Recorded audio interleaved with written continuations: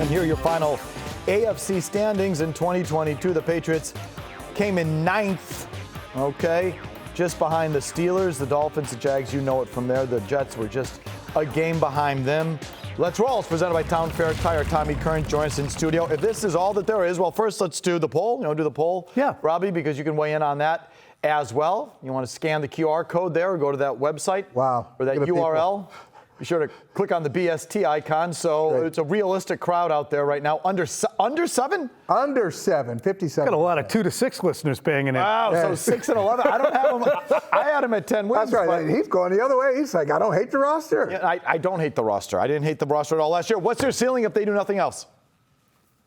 Far left, 10-plus wins. You're going to have a turbocharge attached to you with Bill O'Brien. It was an 8-win team last year, and you made a good point. I really hadn't scrutinized the opponents that they're coming up on in 2023.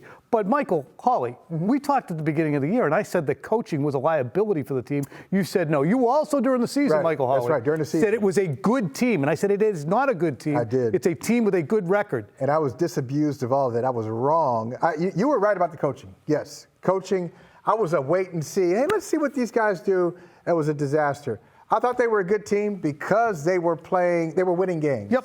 And now I'm on the other side of it, and I get to see, what it was. And there's a trend here. There's a trend with the Patriots over the last couple of years. Why would it change? They look really good at times against mediocre quarterbacks. When they play really good quarterbacks, they don't win games. They make some plays, but they don't win. The defense doesn't step up. Why would that change? It was a 10-win team with Mac Jones as a rookie. I'm going to say, even as rocky as last year was, he's going to be 2 years better. He's going to be an improved player. They have a better idea of what some of these players can do. Kendrick Bourne, they should have a better idea. Devontae Parker in his second year, Hunter Henry in his third year. And with an adult running the offense, it's going to make a drastic change. It'll help the defense having that there. To me, this team, there's very few places, almost no places, where I can say, if they had a game today, they wouldn't know what to do. Is there any place on their roster? No, I agree. I think they're a solid team. I think they're a decent team, a decent roster. I still don't think they're headed anywhere, Tom. But that's the thing is blood from Do you know what I'm saying? Yes, blood Yeah. from a stone. How can you conjure from the group of free agents that was out there? It's not like knocking over a convenience store. So You we're can't just overacting run free in. agency? I think we're overreacting to the expectation that there was some seismic move they could make. It could have been Mike McGlinchey. And if they spent $80 million, we would have popped champagne corks because they spent the money. But it's still Mike McGlinchey. To me, there was nothing they could do. Right, but you think their coaching will be so superior that you will take an offense in particular, an Yes. offense that doesn't have a Pro Bowl player or an All-Pro or even an emerging one. Correct. And maybe it's Ramondre Stevenson emerging at running back, I guess, I don't know. You think you could take that and go up against an improved division?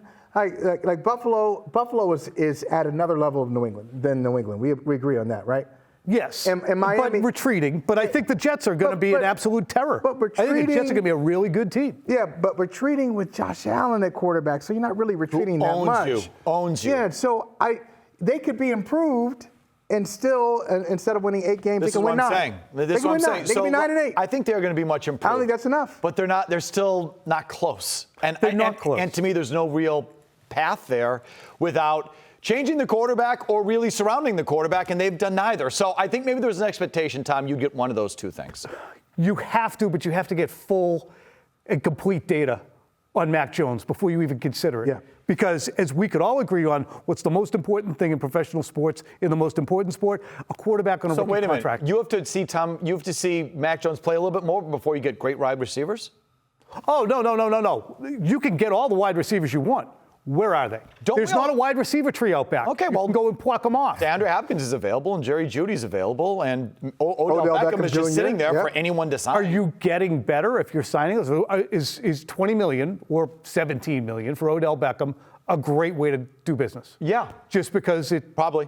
Yeah, Hopkins probably. Yep. Yeah, I'd say so. Yeah, You know? But I don't know. I watched DeAndre Hopkins against the Patriots this year. He had a late game fumble because Yeah. he's running He was around horrible. carrying the He was ball horrible. like a loaf of bread. But And look at his body of work, though. Look at DeAndre Hopkins' body of work. And they need that. It's just so clear that they need somebody like that especially on offense. I'd like to see him try, Tom. How's that? Okay, I'd like to see him try. Because Hey, tell me. when they came off the bus, regardless if Brady was the first guy off, after that you had Gronkowski and Edelman, and for better or worse, James White. And every defensive coordinator had to say, well, if this guy, we hold him down, what about this guy and what about this guy? There's no one on this offense that you say, what about that guy? And that's a friggin' problem. But where do you find him? Is it DeAndre Hopkins? Spend, you try. You kick the can. It feels like they're accepting it. Here's the wide receiver situation. We know what it is at this point.